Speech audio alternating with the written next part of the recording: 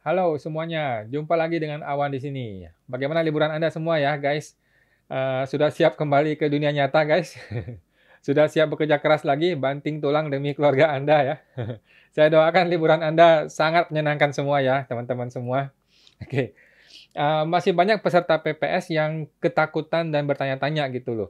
Perlukah harta PPS saya itu dibuktikan kebenarannya? Nah, video ini akan menjawab pertanyaan tersebut, guys. Oke. Dan seperti biasa, gua perlu disclaimer dahulu guys, bahwa semua yang gua sampaikan di video ini adalah pendapat pribadi gua 100% ya, 100% guys. Ini bukanlah kajian akademis, tidak dapat dibuktikan kebenarannya, dan belum tentu juga sesuai peraturan yang berlaku. Jadi mohon koreksinya apabila ada kesalahan gitu guys ya. Walaupun gua seorang konsultan pajak yang resmi, tetapi isi video ini bukanlah saran profesional konsultan pajak. Tuh guys, teman-teman semua, Anda semua tidak bisa dan tidak boleh menjadikan video ini sebagai satu-satunya pedoman bagi Anda untuk melaksanakan kewajiban perpajakan Anda ya, karena masing-masing orang kan punya kasus yang berbeda-beda gitu. Mohon konsultasikan dengan konsultan pajak Anda atau AR Anda masing-masing apabila Anda mau tanya yang lebih spesifik lagi tentang perpajakan Anda gitu. Oke, Awan akan tersedia gratis ya secara langsung guys di live Instagram Pajak Smart setiap hari Senin jam 8 malam. Nah, bagi teman-teman yang mau konsultasi khusus dengan saya bisa hubungi ke www.ta2022.com ya. www.ta2022.com. Nah, oke. Kita masuk nih. Pertama-tama gua akan bahas kenapa pertanyaan ini bisa muncul. Coba Anda ingat-ingat guys, coba lu ingat ya. Kenapa Anda sampai mempertanyakan hal ini? Oke, jawabannya adalah karena lu takut disuruh membuktikan harta PPS lu. Oke, sesimpel itu. Kenapa begitu? Kenapa lu sampai bisa takut ada ketakutan seperti itu? Ada dua kemungkinan alasannya, guys. Alasan pertama adalah karena memang data Anda itu salah. Oke, Anda melaporkan harta yang tidak sesuai dengan kebenarannya. Itu kemungkinan yang pertama yang bisa terjadi. Tetapi kan bukan karena Anda sengaja ya. Siapa sih yang sengaja melaporkan harta PPS dengan salah gitu kan? Aneh banget ya. Oke, enggak ya, bukan dengan sengaja, mungkin karena Anda malas datang ke bank, lu malas untuk minta portofolio ke bank dan sebagainya gitu. Atau karena Anda lupa, data-data itu sudah zaman dahulu 10 tahun yang lalu gitu, dan macam-macam lah alasannya gitu. Jadi Anda ada ketakutan, nanti kalau gue disuruh mempertanggungjawabkan gimana nih? Gitu. Atau gue mesti membuktikan kebenaran harta PPS ini gimana dong? Gitu. Oke. Alasan kedua, kenapa orang takut disuruh membuktikan harta adalah karena dia sendiri ragu-ragu. Harta PPS ini sudah benar nggak ya? Gitu. Mungkin Anda yang melaporkan harta PPS ya dengan normal ya. Mungkin teman-teman yang lapor harta PPS dengan biasa-biasa saja itu fine-fine aja. Tidak masalah gitu. Tetapi dalam beberapa kasus, beberapa orang ya, ada aja nih yang aneh-aneh guys. Contoh nih, ada orang terima warisan dari orang tua, sebuah rumah gitu. Dia mau laporkan ke PPS, berniat baik dong. Tetapi dia ada keraguan-raguan nih, ini harta beli tahun berapa ya? Waktu dibeli dia belum lahir, gitu. Orang tuanya sudah meninggal. Nah, sedangkan harta ini karena mungkin di kampung gitu, nggak ada dokumen jual belinya. Terus berapa dong harga belinya? Terus NJOP-nya berapa? Dia nggak bayar PBB pula tiap tahun, gitu. Jadi dia sendiri ragu-ragu, ini harta ini nilainya berapa? Nah, akhirnya ya karena mungkin waktu PPS sudah mepet ya, dia laporkan aja sesuai dengan yang data seadanya aja gitu. Dia mikirnya berapa, maka dia laporkan. Sehingga muncullah keraguan-raguan itu, gitu guys. Oke. Jadi intinya ketakutan ini tuh muncul karena Anda sendiri gitu. Lu sebagai orang yang ikut PPS, lu sendiri ragu-ragu dengan data yang lu laporkan, gitu. Itu masalahnya. Tetapi ini bukan karena lu sengaja ya, bukan karena lu sengaja melaporkan data yang salah atau tidak benar gitu. Tetapi ada banyak faktor yang menyebabkan data yang dilaporkan di PPS itu diragukan kebenarannya gitu. Atau mungkin lu khawatir terjebak dalam sebuah situasi di mana lu tidak bisa membuktikan dengan jelas dan benar gitu data harta itu atau harta hutang tersebut gitu, guys. Nah, jadi apa dong solusinya? Solusinya sangat simpel, guys. Sangat simpel, mudah sekali ya. Caranya adalah sekarang masih ada waktu 1,5 bulan gitu, guys. Sampai akhir Juni gitu ya, masih ada waktu. Tolonglah, Anda agak repot sedikit, guys. Anda sediakan waktu untuk benar-benar meneliti data harta PPS yang Anda mau laporkan itu. Oke, tolong sedikit lebih capek nggak apa-apa gitu, sedikit ribet nggak apa-apa. Tanyakan kepada diri sendiri. Tanyakan kepada diri lu sendiri, apakah data ini sudah benar? Apakah data ini sudah akurat? Apakah data ini sudah betul-betul sesuai dengan kenyataan yang sebenarnya? Gitu guys. Oke, sesimpel itu. Tanyakan ke diri sendiri ya. Gua selalu memberikan saran kepada semua klien gua ya, yaitu bahwa laporkanlah harta PPS itu persis sesuai dengan keadaan yang sebenarnya, oke? Jangan dibikin tax planning yang aneh-aneh, jangan diotak-atik, jangan diubah-ubah. Ikutilah sesuai peraturan yang berlaku. Undang-undang dan PMK mengatakan dengan sangat jelas bagaimana cara lapor PPS, gitu. Oke? Nah, kalau lu anggaplah dengan berbagai kendala lu bingung, lu tidak mendapatkan data yang sebenarnya, gitu. Karena mungkin kan ada data yang sudah 5 tahun, 10, 20, bahkan 30 tahun yang lalu gitu. Ya udah, lu harus laporkan mendekati kebenarannya. Atau lu lebihkan sekalian, lu lebihkan dari kondisi yang kira-kira sebenarnya berapa, gitu. Supaya apa? Supaya tidak ada potensi kurang bayar pajaknya lagi nanti, gitu. Oke? Nah, kalau Anda sudah mengupayakan segala kemampuan Anda, lu sudah berusaha nih maksimal gitu ya, maka orang pajak pun pasti akan respect gitu guys. Dan mereka akan menerima harta PPS Anda gitu. Orang pajak tuh tidak akan dengan sengaja mencari-cari kesalahan PPS Anda. Gue yakin itu. Kalau lu sudah berusaha semaksimal mungkin dan lu menghasilkan sebuah laporan PPS gitu ya, ya udah itulah yang benar, itulah yang terbaik yang sudah semampu lu gitu loh, yang sudah bisa Anda lakukan gitu guys. Oke? Ingat guys, cuma ada 2 jenis kesalahan PPS, oke? Ada 2 jenis kesalahan PPS. Yang pertama, Anda salah melaporkan harta, kurang lapor. Oke? Kurang lapor, itu yang pertama. Artinya apa? Contoh nih, lu punya harta 10, oke? Tetapi Anda cuma lapor 8. Berarti kan ada kurang 2 nih yang belum dilapor. Oke? Itu disebut sebagai kesalahan kurang lapor. Maka apa konsekuensinya? Simple. Konsekuensinya adalah atas kekurangan tersebut yang 2 itu apabila ditemukan oleh pajak, maka Anda harus bayar 30% atas nilai barang ini. Plus 2% per bulan. Sesimpel itu guys. Oke? Nggak ada masalah kok. Nggak ada masalah, nggak ada yang ribet gitu. Jadi tidak ada yang menakutkan.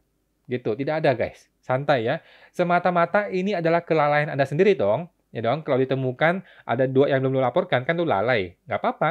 Dan Anda bertanggung jawab atas kelalaian ini. Gitu, nggak ada masalah guys. Lu tinggal bayar 30%-nya beres deh. Gitu. Oke. Kesalahan kedua. Kesalahan kedua yang kemungkinan Anda lakukan dalam PPS adalah melaporkan harta kelebihan daripada yang sebenarnya. Oke. Contoh, Anda punya harta 10, tetapi lu laporkan 12. Nah, dengan berbagai alasan lah ya, ada banyak alasan orang bisa melakukan kelebihan ataupun kekurangan gitu. Lapor hartanya 10, lu lapornya 12. Oke? Berarti kan Anda melaporkan lebih dari yang sebenarnya. Maka dalam hal ini, ingat ya guys, dalam hal ini tidak ada potensi pajak yang perlu Anda bayarkan. Oke? Paham ya guys? Anggaplah Anda melaporkan ada 2 mobil contohnya ya. Padahal ini 2 mobil ini adalah satu mobil yang sama. Cuman karena mungkin kesalahan administrasi, lu double input gitu, ada 2 mobil, padahal ini barang yang sama nih. Terus ketahuan oleh pajak. Oke? Nah, kira-kira apa konsekuensinya? Ya nggak ribet, paling-paling Anda disuruh buang 1 mobil, tolong dong 1 mobil dikeluarkan, dibetulkan, kemudian uang PPS Anda atas mobil itu dikembalikan kepada Anda. Sesimpel itu guys. Oke? Atau Anda mungkin tinggal merubah saja mobil ini diganti jadi uang tunai contohnya. Jadi yang tadinya 2 mobil, 1 mobil sekarang jadi 1 uang tunai. Sehingga harta tersebut tuh tetap diakui dan pajak PPS Anda tidak perlu dikembalikan. Sesimpel itu guys. Gitu. Oke? Jadi teman-teman, please guys, tidak perlu ada ketakutan yang berlebihan. Hanya ada 2 kemungkinan kesalahan PPS Anda. Oke? Lapornya kurang atau lapornya lebih. Gitu. Kalau kurang lapor dan ditemukan, maka ada potensi 30% atas kekurangannya saja. Kalau lapor lebih dan ketahuan, maka tidak ada potensi tambahan pajak yang perlu Anda bayar. Justru uang PPS Anda perlu dikembalikan. Jadi santai saja guys, ya. Gitu. Nah, selanjutnya gue kembali lagi mau menegaskan guys, bahwa sudah pasti tidak akan ada yang namanya pemeriksaan pajak setelah PPS ini. Ya, untuk tahun 2020 sampai 2016. Kita nggak ngomong 2021 ya, tidak ngomong. Hanya 2020 sampai 2016 tidak akan diperiksa lagi. Sedangkan 2015 ke belakang sudah pasti nggak bisa diperiksa karena sudah kadaluarsa. Oke, jadi teman-teman tidak usah khawatir lagi ya, gitu. Mengenai pemeriksaan pajak lah, nggak usah khawatir yang namanya nanti mutasi bank Go bakal dibuka, nanti omset dagang Go bakal dibuka dan sebagainya itu nggak perlu. Itu semua sudah diampuni guys. Oke. Nah, tetapi ada satu pengecualian ya, ada satu pengecualian. Pengecualiannya adalah jika ditemukan Anda sudah memungut PPN atau memungut PPh dari customer Anda, tetapi Anda belum setorkan PPN dan PPh ini ke negara. Oke, maka untuk kasus ini Anda tetap perlu membayar PPN dan PPh tersebut ke negara. Oke, tetapi tetaplah bukan pemeriksaan, gitu guys. Oke, itu kan adalah sebuah konsekuensi yang wajar gitu, karena kan Anda sudah pungut PPN nih, tetapi lu belum setorkan ke negara, gitu. Ya udah lu mesti bayar PPN-nya, itu nggak masalah, gitu guys. Oke. Kemudian gua masih akan terus mengkampanyekan dan terus menginformasikan kepada teman-teman ya bahwa gua punya keyakinan 100%, ya, keyakinan pribadi gua ini 100% tidak akan ada yang namanya pembatalan PPS, pembatalan suket PPS ya. Di dalam undang-undang dan di dalam PMK memang disebutkan ya bahwa suket Anda itu bisa dibetulkan dan bisa dibatalkan oleh DJP. Oke. Tetapi gua ya dalam hati gua yang terdalam ya, gua sangat yakin nih petugas pajak tuh akan memilih jalan yang persuasif. Artinya apa? Artinya dia akan lebih memilih jalan untuk mengajak Anda membetulkan daripada langsung membatalkan PPS lu, gitu. Petugas pajak itu bukan penjahat, guys, oke? Mereka pastilah memilih jalan yang lebih menguntungkan Anda. Atau istilahnya itu jalan yang lebih win-win solution, gitu loh, guys. Daripada jalan yang langsung tembak, langsung membatalkan suket Anda, gitu. Coba deh kita ganti perannya, oke? Kalau lu jadi petugas pajak, lu nih petugas pajak, terus lu meneliti data PPS dong. Kemudian lu menemukan ada satu orang yang lapor hartanya itu salah. Entah salah itu lebih atau kurang bayar lapor gitu ya. Apakah lu akan langsung membatalkan PPS orang ini? Coba lu pikir. Lu pikir baik-baik, guys. Orang ini nih, orang ini, orang ini kan musuh lu bukan? Mantan pacar lu yang pernah memberi harapan palsu gitu. Bukan juga, ya toh? Bukan ya. Apakah dia orang yang pernah berhutang sama lu terus nggak bayar utang? Bukan juga, ya toh? Jadi kan nggak juga, ya kan?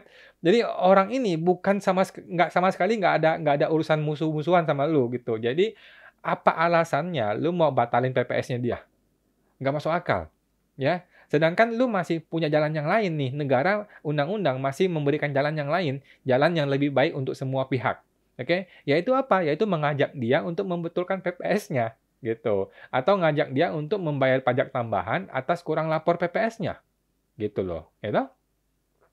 Nah, jadi kalau Anda aja bisa berpikir seperti itu, tentulah petugas pajak juga bisa berpikir seperti itu, guys. Oke? Pastilah PPS Anda kalau ditemukan ada yang salah nih, Anda akan diajak untuk dibetulkan apabila ditemukan kesalahan gitu loh. Jadi bukannya dibatalkan, itu keyakinan gua. Nah, kalau sampai teman-teman ada yang PPS-nya dibatalkan dan lu nggak merasa ini aneh gitu ya, kasih tahu saya, kasih tahu kita semua, mari kita gugat ke pengadilan sama-sama gitu, guys. Oke? Nah, di sisi yang lain, DJP itu wajib meneliti laporan PPS Anda, guys. Oke, lu nggak bisa nih seperti zaman dahulu kala ya, kayak di TA 2015 yang dahulu. Waktu itu kan setelah lu ikut TA ya, kemudian lu ditinggalin aja begitu aja, gitu. Tidak ada pemeriksaan, nggak ada penelitian, nggak ada apa-apa gitu. Nggak bisa begitu, guys. Sekarang udah nggak bisa gitu lagi ya. Sekarang DJP itu sudah jauh lebih baik, jauh lebih rapi, jauh lebih canggih ya. Dan memang ada perintah di undang-undang supaya DJP itu meneliti data PPS Anda. Ini memang tugasnya mereka, guys. Ya, mereka dibayar pakai gaji, pakai uang pajak Anda memang untuk meneliti data ini gitu. Dan memang seharusnya seperti itu. Coba ingat ya, ketika waktu lu sekolah dulu. Ketika lu sekolah, lu dikasih tugas, lu membuat sebuah tugas pelajaran, lu kirim tugas itu kepada guru Anda. Apakah guru Anda memeriksa tugas Anda itu? Tentu iya dong, ya kan? Nah, akan sangat aneh kalau guru Anda tidak memeriksa tugas yang Anda kerjakan. Aneh banget gitu. Justru tugas guru adalah dia tuh diperintahkan oleh kepala sekolah untuk memeriksa data tugas yang Anda kerjakan tersebut. Kan begitu ya toh? Nah, begitu juga hal yang sama dengan PPS kita, guys. Ya, jangan ketakutan data PPS Anda akan diteliti oleh DJP. Karena itu memang tugasnya mereka. Itu hal yang wajar dan itu hal yang bagus gitu. Tidak ada yang perlu lu khawatirkan berlebihan gitu, guys. Ingat, prinsip kesalahan PPS hanya ada dua. Cuma ada dua kesalahan PPS, yaitu kekurangan lapor, tinggal bayar pajaknya atas selisihnya, atau kelebihan lapor, tidak ada potensi pajak atas kelebihan lapor. Oke? Nah, sekarang gue akan bahas mengenai surat klarifikasi. Di dalam PMK 196 dijelaskan bahwa apabila petugas pajak menemukan kesalahan dalam laporan PPS Anda, petugas pajak boleh ya, dia punya kewajiban sebenarnya dan memang tugas mereka untuk menyampaikan surat klarifikasi kepada Anda. Nah, surat klarifikasi ini bukan untuk menghakimi lu, bukan untuk menyalahkan lu, bukan guys. Surat ini untuk bertanya, bertanya baik-baik gitu loh, bertanya baik-baik dengan niat baik. Oh, bahwa kami ini punya data seperti ini nih. Tetapi lu lapornya begini nih, ada perbedaan dong. Nah, tolong dong lu laporkan, lu klarifikasi dong, gitu. Itulah fungsinya surat klarifikasi guys. Oke, itu adalah surat yang wajar dong. Anda tidak perlu takut dengan surat seperti ini gitu. Kalau surat tersebut datang, ya Anda pelajarilah, Anda pelajari baik-baik, kasih ke konsultan pajak Anda kalau lu punya konsultan. Nah, dan kalau memang ada pajak yang perlu lu bayar, ya lu bayarlah, gitu. Nggak ada masalah loh. Tidak ada yang perlu kita khawatirkan secara berlebihan, teman-teman. Marilah kita menjadi orang yang bertanggung jawab ya. Kalau memang gua ada pajak yang kurang dibayar, ya gua bayar, gua siap membayar. Begitu mindsetnya. Oke. Tetapi kan sebagian besar harta PPS Anda itu sudah lu laporkan di PPS. Jadi yang ditemukan ini paling sekecil-kecil aja, data-data yang kecil yang memang Anda betul-betul lupa laporkan di PPS, gitu guys. Oke. Jadi kembali ke pertanyaan awal. Harta PPS itu perlu dibuktikan atau tidak? Jawabannya yang paling benar adalah perlu ataupun tidak perlu, Anda tetap harus siap untuk membuktikan harta PPS Anda. Itu jawabannya guys. Contoh nih, Anda melaporkan sebuah mobil, dibeli di tahun 2010 dengan harga 100 juta contohnya. Oke. Nah, dari mana Anda bisa mengatakan lu punya sebuah mobil? Itu kan kan lu tidak pakai simsalabim abrakadabra gitu muncul gitu kan tidak, ya dong, ya kan? Nggak tiba-tiba Anda ingat sebuah mobil, tidak kan? Anda pasti punya dokumennya. Nah, inilah yang menjadi dasar untuk pembuktian itu, guys. Sesimpel itu. Oke. Tetapi gimana kalau sifatnya uang tunai, uang tunai, emas, dan barang dagang. Nah, ketiga jenis barang ini memang tidak bisa dibuktikan keberadaannya atau kebenarannya gitu, guys. Bukan tidak perlu ya, bukan tidak perlu. Tetapi memang tidak bisa dibuktikan. Bagaimana lu bisa membuktikan sebuah emas 5 tahun yang lalu? Kan nggak bisa. Gitu. Kan 5 tahun yang lalu kan lu tidak tahu bahwa akan ada PPS di tahun ini. Sehingga kan lu tidak menyiapkan bukti-bukti itu. Gitu, guys. Ya. Jadi oleh karena itu, ketiga harta ini, uang tunai, emas, dan barang dagang itu lu boleh menggunakan pengakuan saja.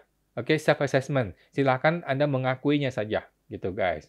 Ingat guys, prinsip kesalahan PPS ya, hanya ada 2 kesalahan PPS, yaitu kesalahan kurang lapor atau kelebihan lapor. Oke. Kalau kurang dilapor, Anda membayar 30% atas kekurangannya saja. Oke. Kalau kelebihan lapor, maka uang yang Anda bayar ke PPS akan dikembalikan atas kelebihan tersebut.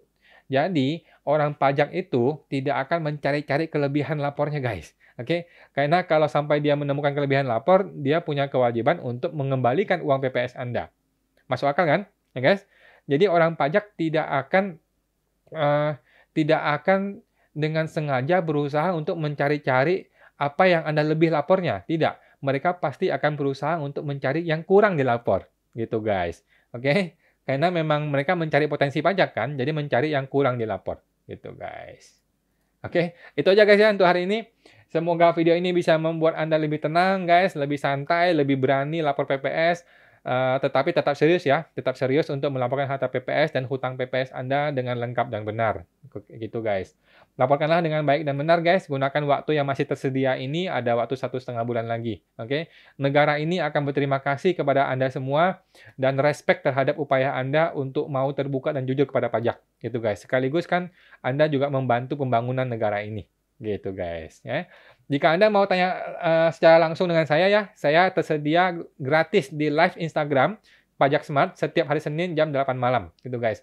Bagi teman-teman yang mau berkonsultasi khusus dengan saya, Anda bisa buka website www.ta2022.com ya, di www.ta2022.com. Terima kasih semuanya teman-teman, semoga bermanfaat ya. Sampai jumpa.